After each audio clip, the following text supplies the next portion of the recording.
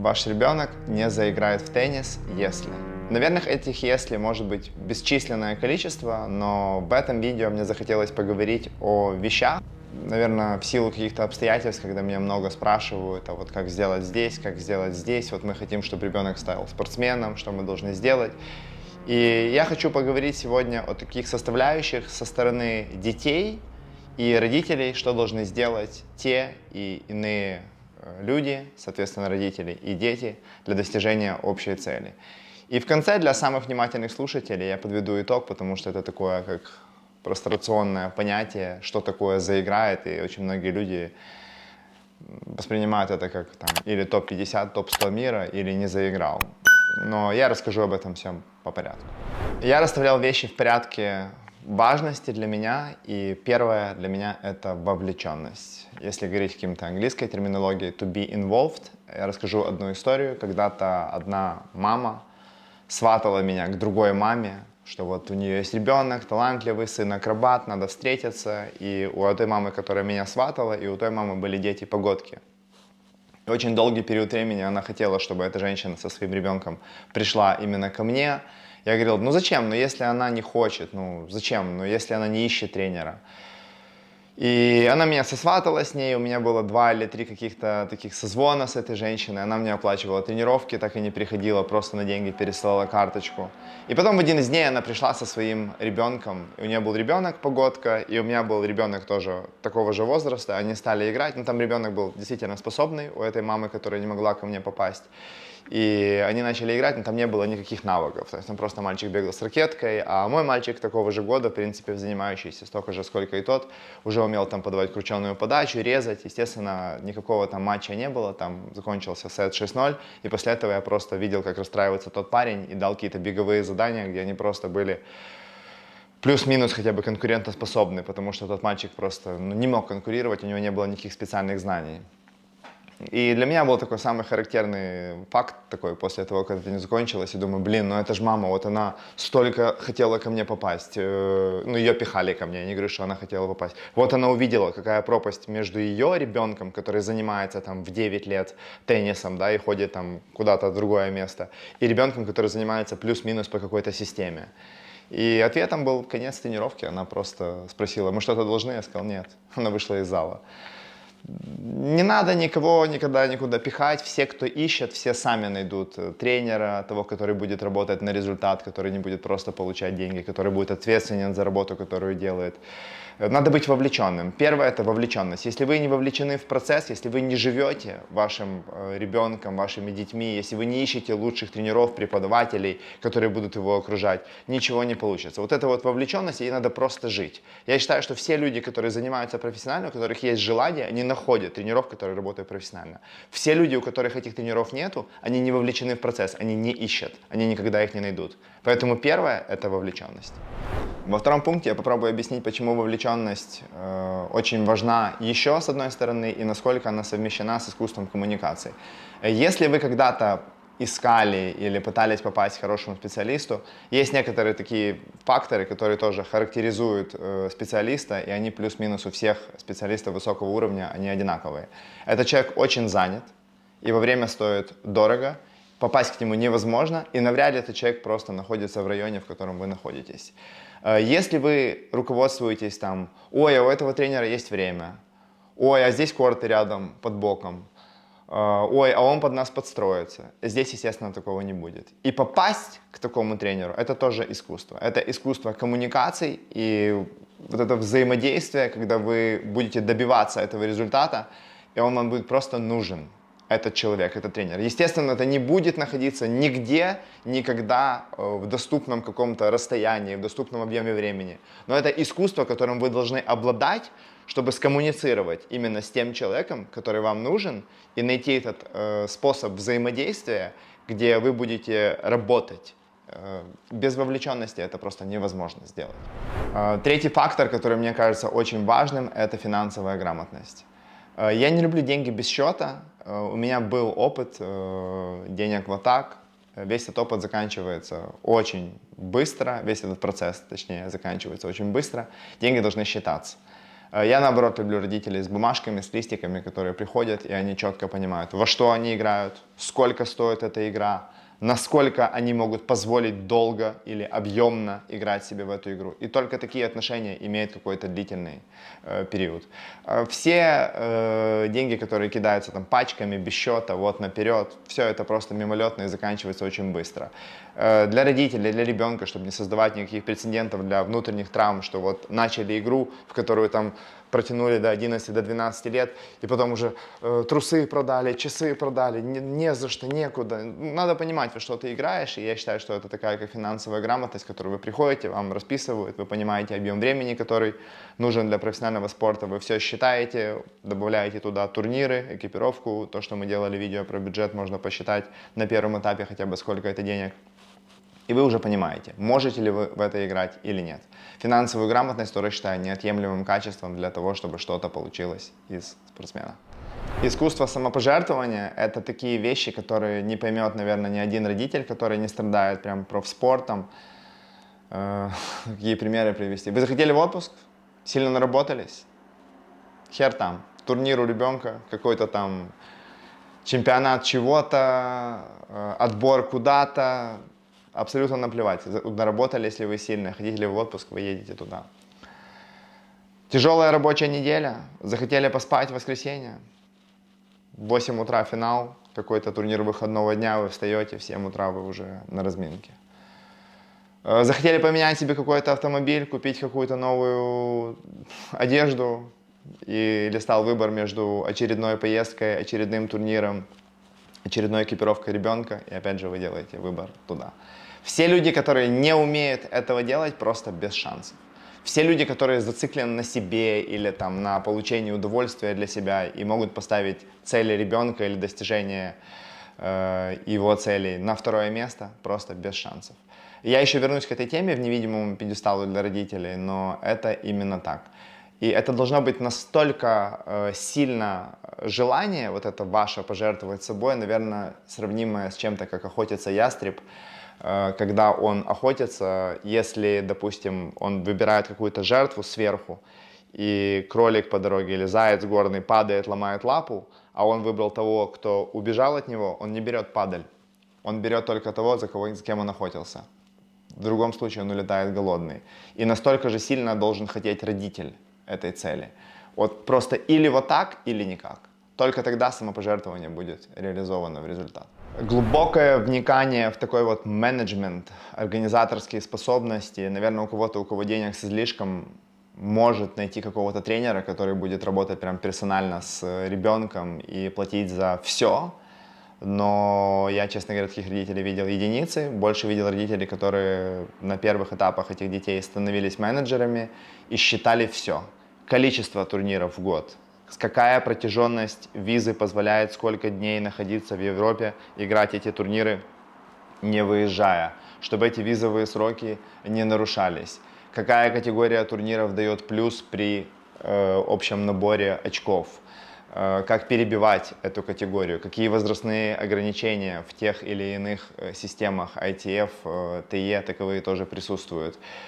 Это искусство. Из моего опыта я как-то в возрасте, по-моему, 30 лет я находился в компании с двумя родителями, которые никогда не занимались теннисом, но у них были девочки, которые играли профессионально в теннис.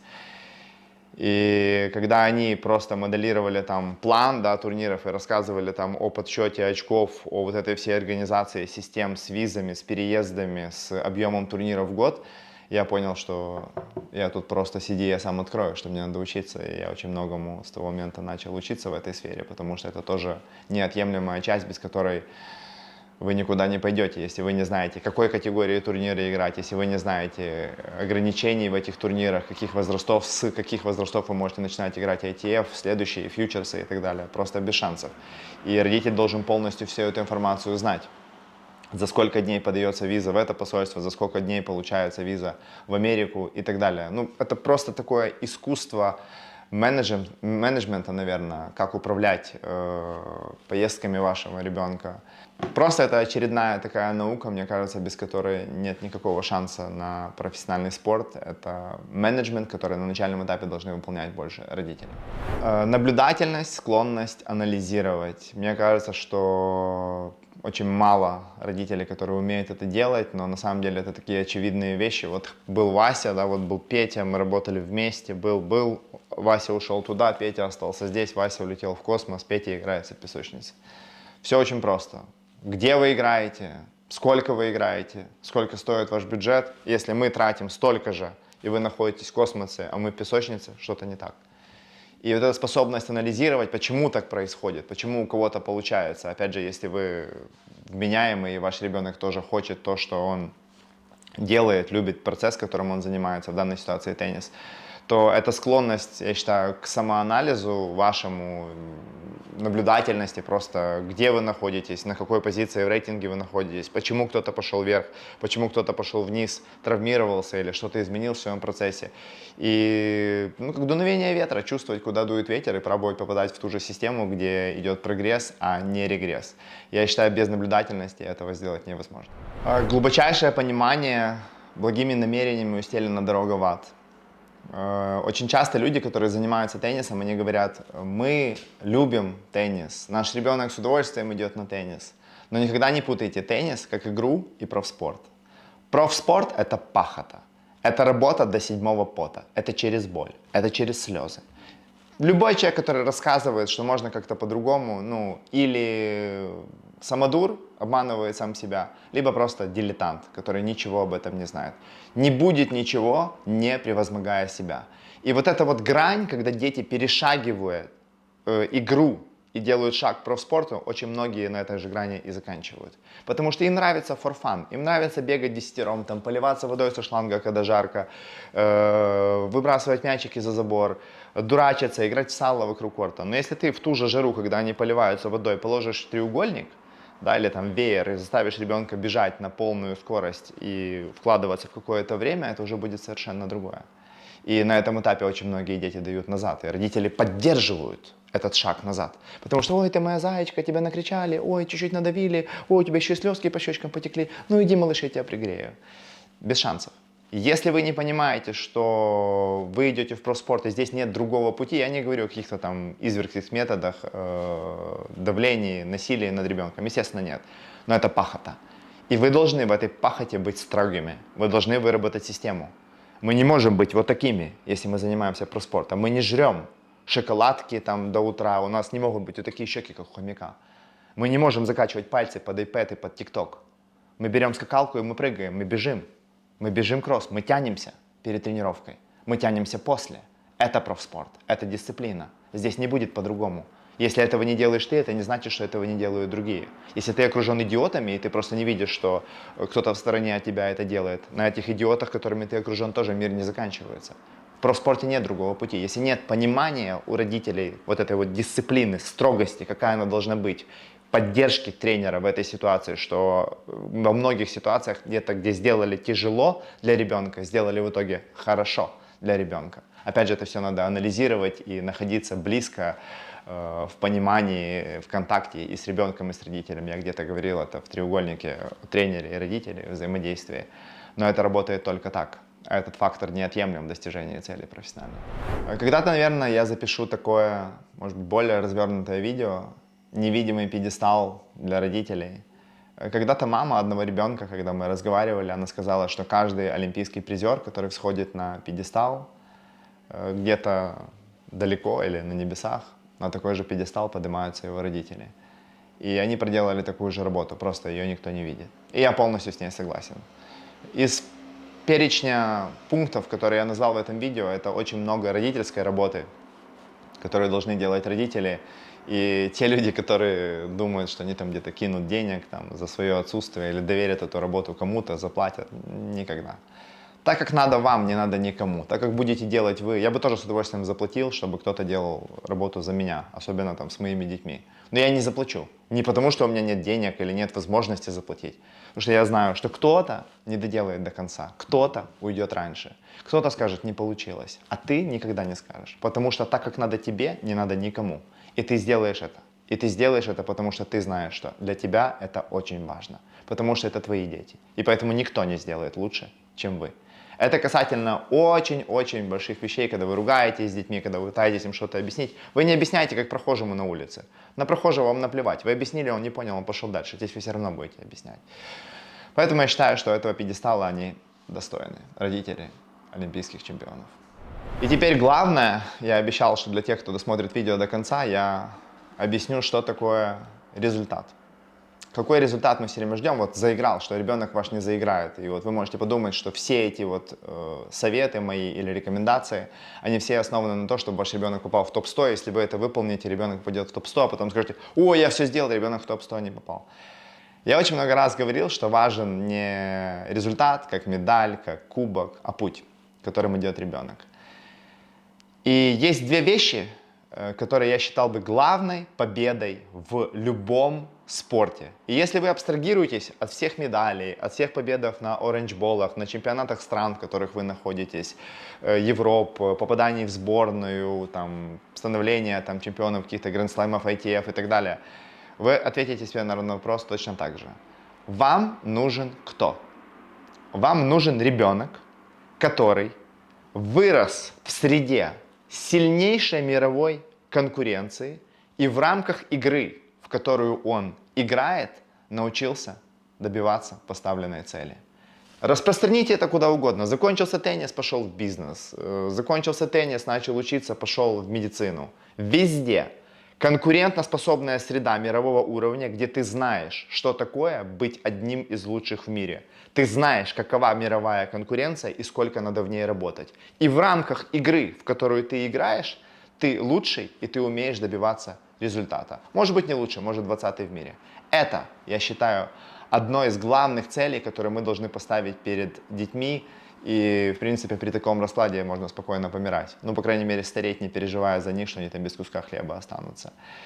И сопутствующая цель, конечно, как говорил Станиславский, любите не себя в искусстве, а искусство в себе. Себя в искусстве, а не искусство в себе. Боря, наоборот. Да какая разница? Я всегда эту фразу говорю про теннис, потому что очень многие сегодня, о, я играю в теннис, это престижный вид спорта, фотки, инстаграм, там и все остальное. Но самый главный теннис, он начинается, когда закрывается дверь. Когда ты пришел, ты закрыл дверь, ты снял одежду, положил мат, и ты тянешься дома. Ты разложил тот же коврик, и ты делаешь пресс. Или ты делаешь какой-то кор, или стабилити, или ты просто тянешь резину за закрытой дверью, когда тебя не заставляют родители, когда тебя не пихает тренер. Ты встал утром, родители спят, ты одел ветровку, и ты пробежал кросс 5 километров. Родители встали, тебе ехать на тренировку, и ты уже 5 пробежал. И тебя никто к этому не спонукает. Когда это начинает быть вот здесь, когда то, чем ты занимаешься, становится целью твоей, не целью твоих родителей, вот тогда это главная победа. И я совместил бы этот последний пункт как главные победы вот этого всего пути, всех перечня ваших действий, которые вы сделали, вот это главная цель. Ребенок, который живет тем, что он делает, вы приучили его к этому, вы, наверное, долгое время подталкивали его, чтобы он стал это делать. И вот, наконец-то, вы видите, он начал этим жить, не только вы. И плюс вот эта среда сильной конкуренции и рамки установленных правил. Подписывайтесь на все социальные сети, Telegram, Instagram, TikTok, YouTube. Показывайте реакции, ваше мнение. Допишите, может быть, какие-то несколько качеств, которые были упущены с моей стороны. Если вам понравится это видео, и это видео наберет 500 лайков, я могу записать видео, что надо сделать с технической стороны, без чего тоже ребенок не заиграет. Технической, я имею в виду вот на корте, что должен делать тренер, и если с вами не работают так, в этом порядке, да, как я объяснял в своих вопросах, техника, тактика, shot selection и ментальность, вы тоже не заиграете. Если вам интересна эта тема, покажите реакции в этом видео, 500 лайков, и я запишу такую уже техническую составляющую, без чего не может заиграть ребенка, какие шаги делаются поэтапно. Пока и не старейте на корте.